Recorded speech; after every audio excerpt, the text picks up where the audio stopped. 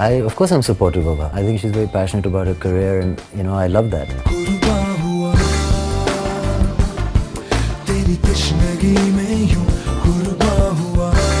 People go to parties with backless choli or mini skirts. Doesn't mean we should start becoming the Taliban now. Then ban that.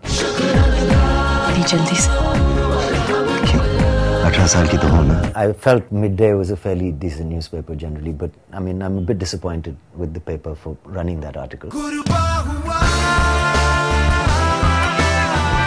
We have with us superstar Saif Ali Khan, whose next film Kurbaan is carrying extremely positive reports.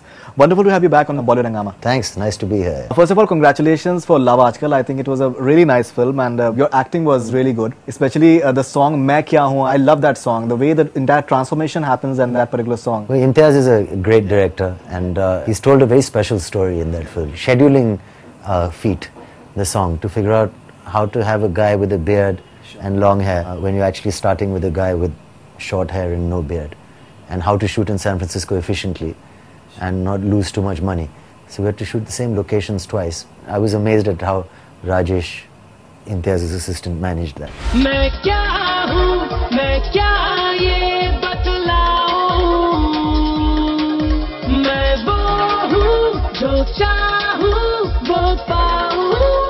Something about Kurbaan, the reports are extremely positive, the music is big already. Well, I mean, I'm very excited. We've got 2 days left and obviously there's anxiety and excitement building up now.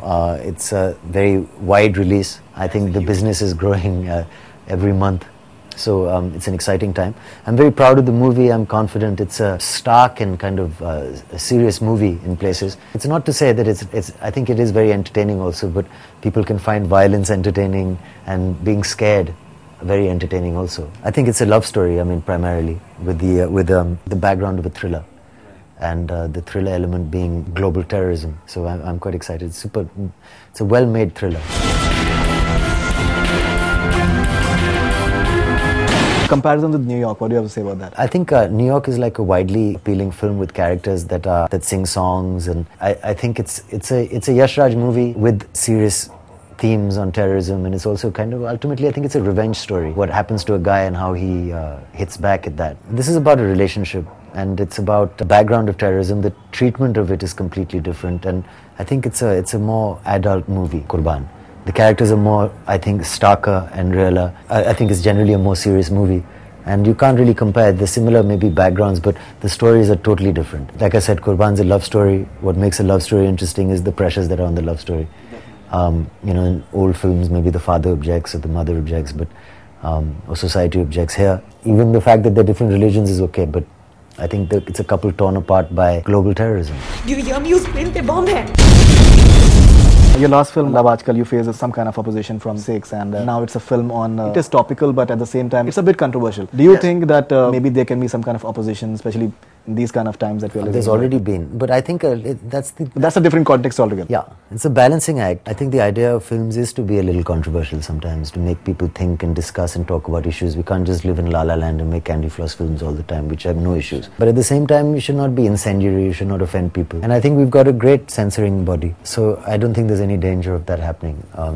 It's not an irresponsible movie in any way, but it does raise issues. The whole poster thing that happened and the way certain groups, they objected to that. Do you think that it's all needless, somewhere that political parties trying to gain mileage out of? I don't know. I mean, on one hand it could be, on one hand maybe it's not. I mean, there's different sections. India is a very complicated country, as I'm starting to, not only, I always knew, but now I really understand that it's not easy, because it's very easy for people with money to say, oh, you know, so terrible what's happening, or this, that, and freedom of expression. But I do think it's a waste of time and money to put up a poster and then have to take it down. Either it should be legal or it should be illegal. There should be a body that passes a poster. Once that poster is passed, it should be passed. Do you personally feel that it was obscene in many? I don't think it's obscene. I think it's a... Because there's a perception that it was meant to titillate, because the idea of the film is something I think else. It's meant to, it is a little provocative. It's blood and it's got a bare back in it. But a bare back is, I mean, being provocative is part of human nature. I mean, people go to parties with backless choli, or they wear like mini skirts. Doesn't mean we should start becoming the Taliban now, does it? Then ban that. But on the other hand, like I said, I think there should be a law in place that says that, look, this kind of poster cannot be displayed in public, and then we won't ever do it again. But is there such a law? Is there such a body? because we've spent a lot of money putting up these posters and time. And the idea is that the film should not run into any problems just before it releases. So we don't want anybody to be offended or anybody to want to turn to violence by burning the poster or by stoning a cinema or something. Obviously that will be very harmful to all our work.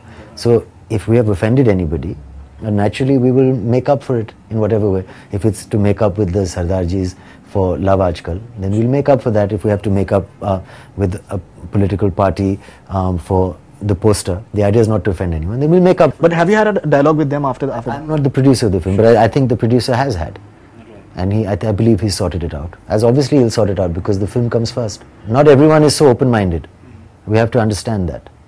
And while there is freedom of speech, there is also censorship. So it's a balancing act. We cannot just say that, and maybe they have cause also. I don't know. Today in a tabloid, we read this story about text messages between you and Kareena. Do you feel that the media intrusions, does it bother you at times? Because I think there should be a line. I was telling her as well that she shouldn't really bother and just turn the page and think about someone else or something else and, you know, get on with your day. It doesn't matter. But of course it's intrusive.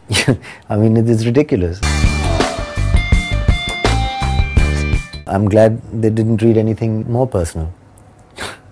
Definitely, but you've been quite good at handling the media. Even the Hangama press conference the other day, you handled it pretty well. It was quite... Look, there are certain TV channels that are ridiculous, the stories they come up with. You can't watch that television. But on the other hand, maybe if I'm a housewife in, you know, Kalinga or something, then maybe I'd really enjoy that. No offense to Kalinga. My point being that if you're not a movie star, if you don't take it personally, if you're a normal person, maybe you find it entertaining. We find gossip entertaining. We find certain kind of masala TV entertaining. We find, you know, international smutty press entertaining. Some people find pornography entertaining.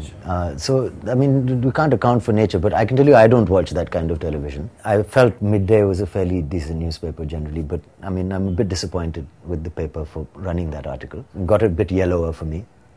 But that's my opinion, so okay. You know, today they'll write about me, tomorrow somebody else. And then it'll become a tabloid, which we stop reading, and we read the Herald Tribune if you want some class. That's fine. Or you read the Times of India if you want to read a serious newspaper, the Hindu, whatever. But if you want fun, then you have fun. But sometimes the joke might be on you also, because you're a star. So that's okay. You don't have to take it so seriously. Generally, there's a perception that when a real-life couple, they portray a couple on films, generally the chemistry doesn't show. But when it comes to you and Kareena, it's sparkling. Well, that's lucky because it can be very... The intensity is there. And even Kareena, personally, I feel that after Jab We Met, I think this is one of... It seems to be one of her... You know, I don't want to just sound like I'm praising her, but really, she's a fine actor and it's a powerful role. And she's really nailed it. I mean, I've seen Kareena do Jab We Met, but I really like her in a intense kind of... She can also do boy movies, you know. I mean, if I'm talking about Agent Vinod, if I'm talking about a thriller or not just like a girly movie. There's many aspects to her acting. And this is a totally different side. I'm excited about that. I think primarily we're actors. You know, we met being actors. So we were offered these roles way before we even knew each other, in a way. Because we're right for the part. So if people see the film, I mean, I think the fact that we're actors is even greater than the fact that we're involved with each other, which is important, because that's what we do, and it's nice to share a passion. And we enjoyed working with each other. But, I mean, there's a voyeuristic angle also. It's very complicated, like, all these answers. I don't know, I've given so many interviews recently. Okay. Like, people can also get excited to see what will Saif and Kareena be like in real life, so maybe we can get a look. But in the film, we're not like that. But your intimate scenes are being spoken about big time. But even the intimate scenes, I mean, are not like the way we are in real life. And apparently there's a song called Rasia which still hasn't come out and it's quite steamy. Yeah, I would say it is a little steamy, but it is a intense movie. The relationship is steamy, the action is intense, the violence is palpable. Everything is real in the film. So even parts of the relationship are intense and sensual. The fact that it's her and I think people are making a big deal out of it, but it could have been any other actor and actress. It's just that maybe me, maybe not me. Yeah, there's a comfort level because it's her and I, but I think the scene would have been right with any two actors and required in the film.